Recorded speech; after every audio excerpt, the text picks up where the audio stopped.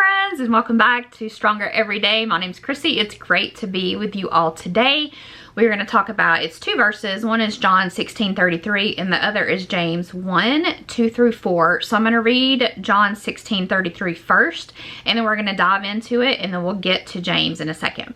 So John 16:33 says, "In the world you will have tribulation, but be of good cheer, for I have overcome the world." What's this talking about? How do you be of good cheer in trials and tribulations? It's talking about trusting God and trusting in His Word. Letting your test be your testimony. And as much as we've been through this year, I can look back in every single circumstance and see God's working for us. I can see the little things that God is doing in every single thing that's happened. We've got to be ready, and we have got to be strong in our relationship with God so that we can handle hard and stressful times. That's like if you want to be a baseball player, or if you want to be in the band, or if you want to be a singer. Those things aren't going to come because you want them to, or because you occasionally think about them, or because it's something that perked your interest but then you're tired of it after a day. Those talents, and you're going to be successful in those things you're wanting when you work at them, when you study, when you're prepared. If you're preparing for a test or a job interview, you want to learn about the company, you want to learn about the test you're studying for. That's how you excel and be successful. And it's the same way. Taking God's word and studying it until it's in your head. I am not particularly good at quoting Bible verses, but I have more and more knowledge every single day of God's word in me. I'm prepared when I see the devil coming. I see him faster. I realize we were getting ready for church the other day, and first thing in the morning, so we go to church early, and so the first thing, I said, that's just the devil using that person to aggravate and irritate, right? Just let it go. And it's amazing how much faster I see that now. Same when things are happening, say personally to me, I can see that it's not necessarily that person I have a problem with, it's the devil's using them to try to bother me.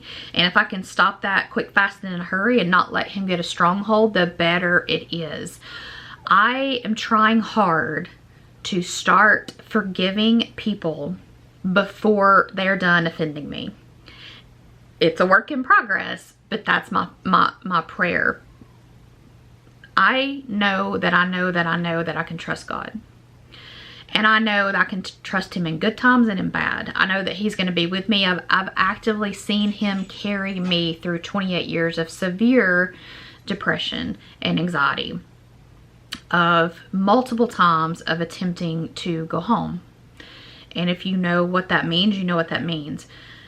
God has carried me through all of those times, and that's why I'm here today, right? Is because He opened my eyes a little over 2 years ago, June 2022, and said, I want you to help people that are going through what you're going through. I can do that, but I was a little scared of it. I'm not the most eloquent speaker.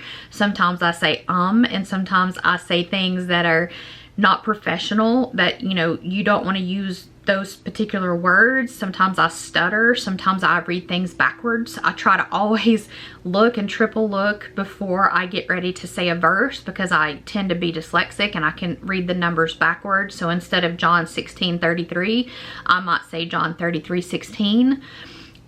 It's not because that's just me. That's just Chrissy. There's nothing wrong with that. But God has chosen to use me, right? Use someone like me. I would never be the A team on anything. I would never be that's the one that we want. I've told you before, I love being the helper and behind the scenes. That's just my personality. But here I am front and center, and I hope with every ounce of me that you don't see Chrissy, that you see God coming through me. For a long time, I didn't even mention my name in videos. It's not because I'm afraid of you to have my name. This is God's channel. I'm just the person, the vessel that said, I'll do it. Here I am, Lord, send me. I'm just that vessel. I fully believe that we grow closer to God during hard times. When things are smooth or things are good, we still love God and we still probably pray. Hopefully we still study and read the Bible, but we're not really just running towards Him, right? When things are not so good, that tends to be when we say, hold up a minute. I've gotten a lot out of balance, and I've talked about this. This will, I hope, stick with me forever. Our pastor a year or more ago was talking about if you're in a boat and you're traveling down the boat, you know, you're going, well, then for no particular reason, you just kind of put it in neutral, right? And so you're headed this way. Well, eventually you start drifting back. And I think that's what happens with a lot of Christians. And so then a trial comes and all of a sudden we're headed back full steam, you know? And I think sometimes we need that little reminder. No one likes trials and tribulations, but what I've learned is that in those trials and tribulations is I'm right there, even closer to God. And what that's eventually, it took 28 years, but that's eventually taught me that having that knowledge and having God's word in me helps me to fight that off the next time it comes close, or the next situation that could be a test, that I can fight it off before it even starts. The second verse is James 1:2-4. Consider it nothing but joy, my brothers and sisters, whenever you fall into various trials.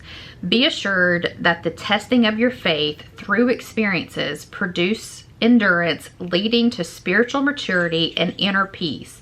And let endurance have its perfect result and do a thorough work, so that you may be perfect and completely developed in your faith, lacking of nothing.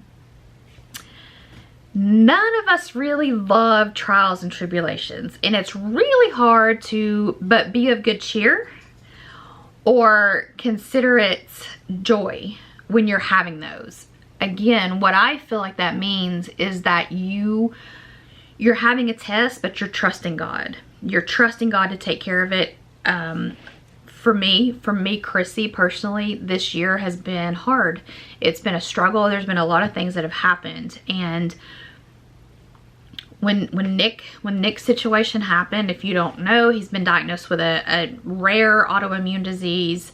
He was fine on a Wednesday, and by Sunday he couldn't walk. And he's young, healthy. We both volunteer for an agency. We both work full-time jobs. We live on a farm. We have farm chores.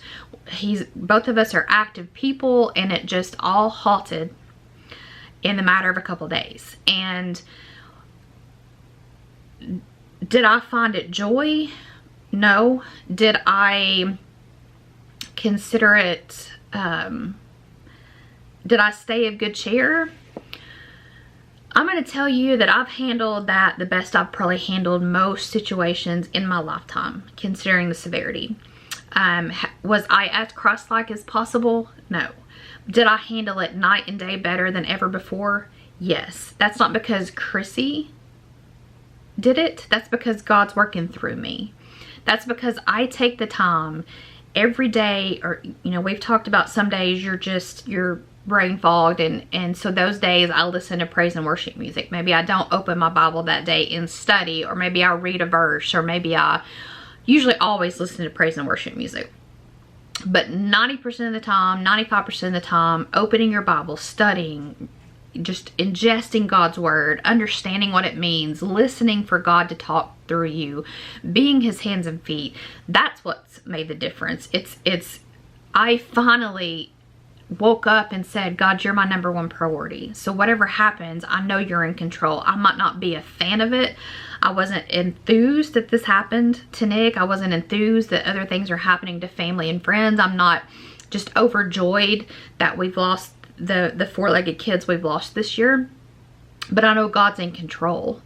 And there's a peace in that surpasses understanding. When you know that no matter what comes, God's in control. And I hear people say all the time on social media, well, where was God when? He's standing exactly where he was when his son was brutally beaten and crucified on the cross. He is not a manipulator of someone's time. He's not a puppet standing up in heaven pulling strings. We have free will. He gave people free will. I don't think any of us would not want to have free will, but then somehow we turn around and blame God for every bad thing that happens.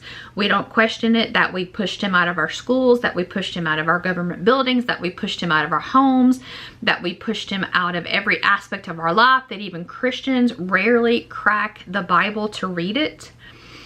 If I can remember the stats, I might have it written down, about Christians. Yeah, I'm not sure where it was, but the percentage of Christians that actually open their Bible, or the percentage of Christians that actually go to church, whatever day you worship on, the percentage of Christians that actually study is staggeringly low, and we wonder what's going on with our country. One of the things our pastors talked about a couple weeks ago was, you know, the crowd of people that are making the most noise, right? While Christians kind of sit back and are a little bit more passive. And he was talking about, we don't want to be aggressive or passive, but we want to be somewhere in the middle. Not lukewarm. We're not talking about being lukewarm, but there's a way to approach things, and being overly aggressive is not the right way, and overly passive. But what's happening is the world's in the situation it is, and most Christians are one or the other. And so you're either running people away from God, or you're just not speaking anything at all. But the people that are conveying what they want to convey are speaking it loud and clear. They're passionate about it. They're running for it. And so that really hit home to me, that, you know, his thing was, it's time to act. It's time to be the people, the Christians that we are told to be. It's to be as Christ-like as possible. It's action. It's taking action and actually going out there, being the example, being as Christ-like as possible, letting people see God through you. It's not the judgment, the condemnation, and it's not just sitting by and not doing anything either. Man, he had a message, and he was just on fire with it. It was just a great message. So yeah, it's, you know, I'm still working on finding joy in hard times, but what I've learned is that no matter what, I can trust God, because I know he's never let me down. Friends, a lot of bad things have happened in my lifetime.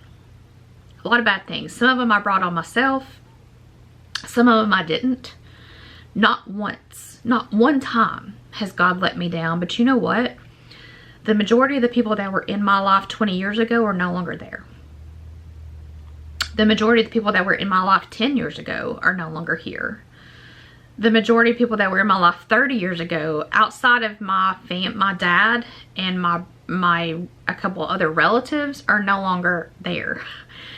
Be careful who you're putting all your energy and time into.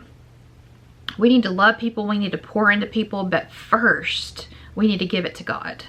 We need to give our time and our attention and our presence, and just soak in God, soak in his word, and know that he's never going to leave your side. God is the only person you can 100% guarantee is never going anywhere. But time after time, I would choose other people, other situations, other things over him. And I can only imagine him sitting there wondering, why are you picking them when they do what they do and they say what they say to you and about you, and I'm just sitting here loving you? And friends, I'm not alone in making the wrong choice there. A lot of us do. You know what? God still loves me though. He still loves Chrissy. He still loves you.